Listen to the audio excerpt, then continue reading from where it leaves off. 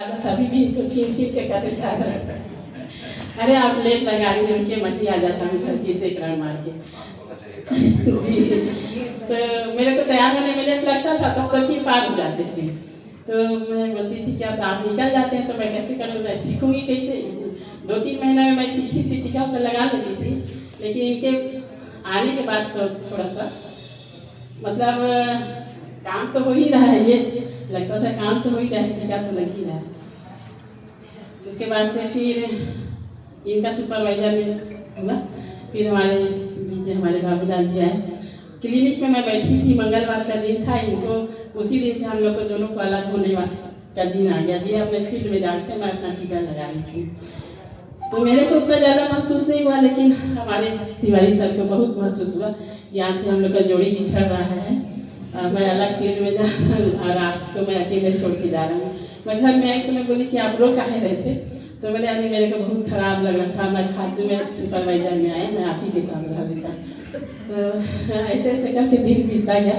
फिर बाबूलाल भैया भी आए, बाबूलाल जी आए, तो बाबूलाल का मेरे को तो बाबूलाल को देख करके लगता था कि मेरे को बहुत बड़ा सहारा, एक माँ को बेटा का जिस प्रकार सहारा मिलता है उसी प्रकार मेरे को बाबूलाल के साथ सहारा मिला।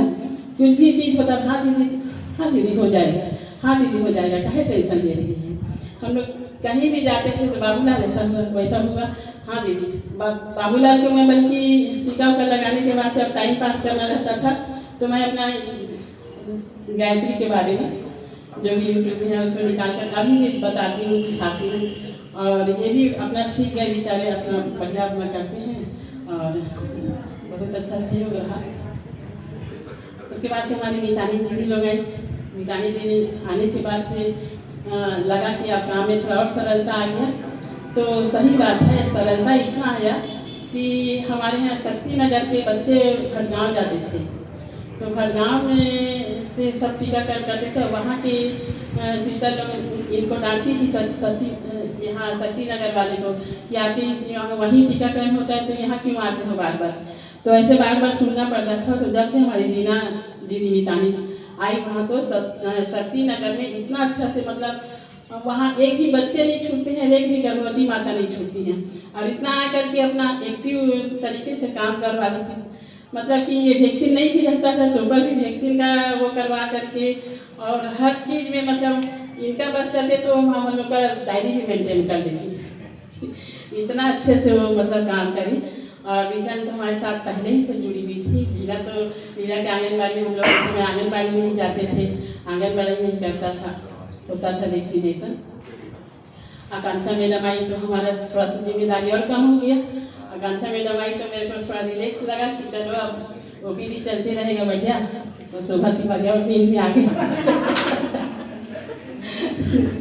शोभा तिवारी को लगा कि ये चलो वैक्सीनेशन ही करना है, तो वैक्सीनेशन होता रहता था, मीटिंग जाते रहते थे। इस तरह से हमारा ज़िंदगी का सफ़र तय हुआ।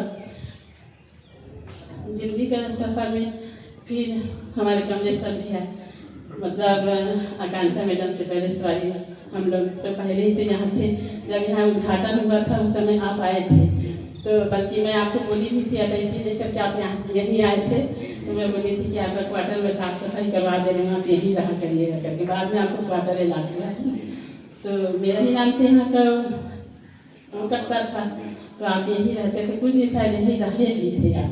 उसके बाद से तो जल्दी का तो माहौल ही बन गया, इतना भीड़ होने लग गया, इतना यहाँ ओपीडी चलने लग गया। सोनी सर का हम लोग कभी कभी समझा जाते थे कि सोनी सर कहाँ से यहाँ इतना पेशेंट लोग को लाते हैं। हम लोग को टीकाकरण करते समय भी मैडम सुई लगा दीजिए, मैडम दवाई दे दीजिए, तो हम लोग को कभी कभी लगता था कि हम लोग अलग फील्ड में ही रहते हैं, यहाँ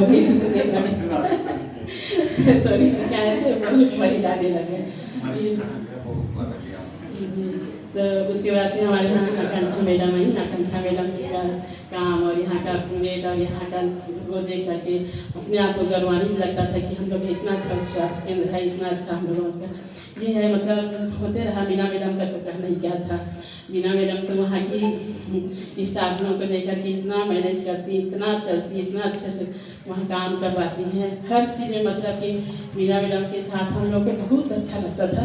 किसी भी चीज़ का अभी बीना मैडम बोली कि मेरे से कुछ गलती हो गया तो मेरे को खुद अंदर से खराब लग रहा था कि मेरे से ही बल्कि गलती होता होगा तो आप बोलती नहीं थी, लेकिन गलती तो वही करती थी बार बार। और संतोष सर तो फिर हमारे बीच में संतोष सर का कहीं नहीं कहा आयुर्वेदिक दवा लेकर के हम लोगों को बार बार घुटना का दर्द होता था तो ये तेल ले जाइए मैदान के लिए हो गए हर चीज़ मतलब सोनगारा सेक्टर में मीना मैडम और संतोष सर इतना अच्छे से वो बना कर के अपना स्टाफ ध्यान दिए, इतना अच्छे से रहे। और वही मैं इस बारे में ये कहना चाहूँगी कि समाज के लिए जो करता है उसको भगवान कहीं न कहीं उसको उच्च स्थान देते ही हैं। और बिना स्वार्थ का और बिना नाम का ये हम मेरे मन अंदर में ये कभी नहीं आया कि मैं काम कर लूँ तो मेरा नाम हो, बल्कि पीछे से मेरा नाम नहीं भी होता तो हो गया कोई बात नहीं। वर्मा जी का मैं अक्सर उदाहरण देती थी, रात में इनके साथ बात करती थी। मैं बोली देखिए मैं भी एक कार्यकर्ता हूँ और वो भी एक कार्यकर्ता है, लेकिन ज्ञान की तरफ आज ये सर के बगल में बैठते हैं। तो ये ज्ञानवान को कभी कोई हरा नहीं सकता है, विद्यावान को कभी कोई झुका नहीं सकता है। अपने अंदर का ज्ञान जितना अधिक हो सके आप बढ़ाते जाइए, आप मितानी नहीं रहेंगी घर के, मतलब कि हर व्यक्ति के बीच में रहेंगे, हर परिवार के बीच में रहेंगी, आपके अंदर में भी है। और हम लोग भी स्वास्थ्य कार्यकर्ता हैं, स्वास्थ्य कार्यकर्ता होने के नाते वैक्सीनेशन से लेकर के हर छोटे मोटे बीमारी का हम लोग को उनको देखभाल करना पड़ता है। तो वो मैं शायद तक निभाई कि नहीं निभाई हो तो आप लोग ही बता पाएंगे। मैं तो अपने से मेरे को तो लगता ही है कि मैं कुछ काम कम की हूँ, बल्कि मेरे को घर में भी बोलते थे कि दीदी आप कितना काम करती हैं, आप कहाँ आप घर में ही करती हैं वैसा। तो मेरे को यहाँ जर्ही में मुख्यालय में शुरू से मैं रहती थी, तो मुख्यालय में रहने के नाते मेरे को ये लगता कि कभी भी कोई बुलाता तो मैं उस समय साइकिल से ही पहुँच जाती थी। और हम लोग का संपर्क के बीच में बहुत अच्छा से था, गाँव वाले से लेकर सेंधोपारा से लेकर करौंधा से लेकर हर जगह जली वही सब था। फिर सीएम साहब से भी बनते गया, कॉलोनी वाले से भी बनते गया, ऐसे करके हम लोग का संपर्क। तो हम मेरे को फील्ड जाने का थोड़ा सा आदत कम पड़ गया था कि मैं गांव में ज़्यादा नहीं रह पाती थी, जाती थी शाम को आधा एक घंटा जिसके पास जो कमी रहता था उसको पूरा करके फिर मैं आ जाती थी। तो इस तरीके से मेरे को फील्ड में जाने का कहूँगा। वैक्सीनेशन को तो मैं नहीं छोड़ती थी, अगर कुछ मजबूरी रहता था तभी मैं वैक्सीनेशन छोड़ती थी, नहीं तो वैक्सीनेशन के लिए तो मेरे को लगता था कि मेरे चलते अगर कोई बच्चा अपंग अपाहिज हो जाए तो उसका भविष्य तो होगा।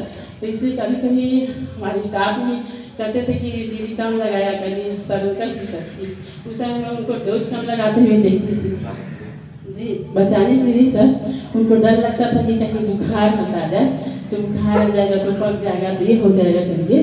तो मैं बोलती थी कि आप डोज बहुत कम लगाती हैं, ऐसा क्यों करती हैं। तो बोले सिस्टर मैं आपको बोल रही हूँ आप डोज इतना ही लगाया करिए, कम लगाया करिए, क्योंकि पक वक जाता है या बुखार उखार आता है तो परेशानी हो जाता है, अगली बार में आएंगे नहीं।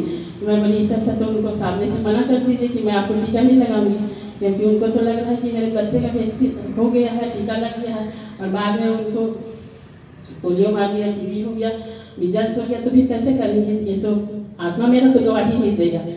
तो मैं अपना फुल डोज ही लगाती थी, चाहे जैसे भी लगाती थी फुल डोज अच्छे से लगाती थी। बाद में तो बाबूलाल इतना अच्छा से टीका लगा कि मैं खुद अपनी पोती को नातनी को बोलती थी कि बाबूलाल अच्छा लगाता है, मेरे से ज़्यादा अच्छा वो लगाता है टीका, फिर वो भी लगाने लगे। ऐसे करते हुए हम लोग का जिंदगी सफर तय हुआ, 32 साल हम लोग पार किए और आप लोगों का बहुत प्यार मिला। मेरा कहीं कुछ कमी भी रहता था तो वर्मा जी मेरे साथ हमेशा रहते थे, नहीं सिस्टर ऐसे नहीं हो जाएगा, अपना टेंशन लीजिए। संतोष सर भी बोलते थे कभी भी किसी भी चीज़ के लिए मेरे को खड़ी नहीं की आज तक। हाँ सिस्टर आप भी बताइए, खड़े ही करते थे तो कुछ भी होता था। वर्मा सर तो मेरे को मीटिंग में आज तक खड़े ही नहीं कराए, इसी बात पे अफसोस रहे थे।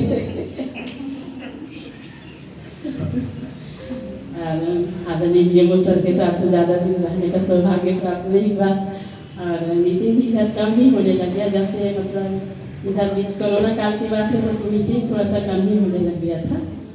तो इस तरह से हम लोग, मैं चाहूँगी कि आप लोग के लिए भी ऐसे ही सुनहरा पल आए, आप लोग भी पूरे 45 साल के बाद से ही आप रिटायरमेंट में पूरा स्वस्थ रहें, सुखी रहें आप लोग। और मेरे को दुख किसी बात का नहीं, मैं बल्कि गिनती थी कि मेरा रिटायरमेंट 1 महीना छोड़ करके ही मैं सोचती थी कि मेरा रिटायरमेंट 3 महीना बचा है, अब 2 महीना बचा है, 1 महीना बचा है। ऐसे करके मेरे को रिटायरमेंट का जल्दी शौक था, क्योंकि मैं कुछ काम अपना व्यापी परिवार का भी कुछ ऐसे समय में नहीं कर पाती थी। मेरे को भले नहीं जाती थी, लेकिन लगता था अरे मैं यहाँ ड्यूटी में हूँ और मैं अगले मंच में बैठूंगी तो थोड़ा सा दूसरे तरीके। अब पहले के लोग दूसरे रहते थे और अब जितना ही मीडिया अधिक हो गया है, मोबाइल हो गया है ना, तो आदमी स्वतंत्र होकर के कुछ काम नहीं कर पाता है। इसलिए मेरे को थोड़ा लगता था कि मैं जल्दी रिटायर हो जाऊँ ताकि मैं अपना समय कुछ अपने आने के उद्देश्य जिसके लिए मैं को धरती पे भगवान भेजे वह उद्देश्य पूरा कर सकूं। ये सोच करके मेरे को रिटायरमेंट का कोई मतलब वो नहीं हो रहा है। लेकिन हाँ, इस बात का बहुत ज़्यादा दुख हो रहा है कि कम से कम मीटिंग के नाते या वैक्सीनेशन के नाते या स्टाफ में कुछ भी हो रहा है तो कार्यक्रम हो रहा है तो हम लोग मिल लेते थे। लेकिन अब शायद वैसा मौका आएगा कि नहीं आएगा, मिलेंगे कि नहीं मिलेंगे। जब तक तिवारी जी रहेंगे तो मैं तो पीछे लटके रहूँगी, जगह नहीं करती। मैं इसलिए आप सबको शुभकामना देती हूँ कि आप लोग मेरे को बहुत सहयोग दिए, मेरे को बहुत प्यार दिए और आज का तो ये प्यार दे करके मेरे को अब 60 साल इसी प्यार के एनर्जी से बीत जाएगा। अगला 60 साल हो सकता है 100 साल जी जाऊँ। तो मेरी मितानी बहने आप लोग भी बहुत मेरे को याद आएंगे और याद आएंगे तो जब भी बुलाएंगे तो मैं आऊँगी, दीप लेके कराऊंगी, आगे कराऊंगी, हवन कराऊंगी, आपके घर में सब कुछ कराऊंगी और आप मेरे को बस बुला लीजिएगा।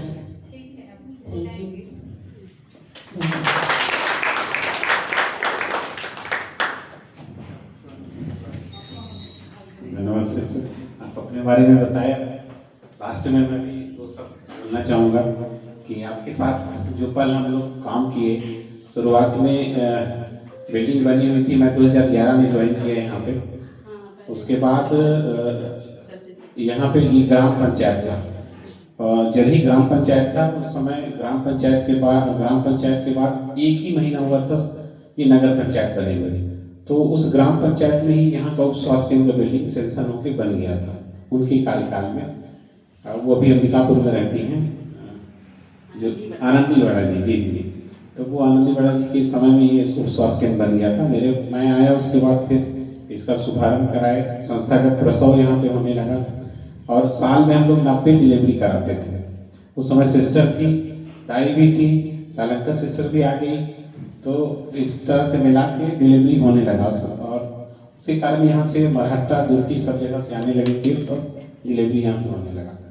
आपके साथ हम लोग बहुत सारी चीज़ों में टीकाकरण से लेके स्वास्थ्य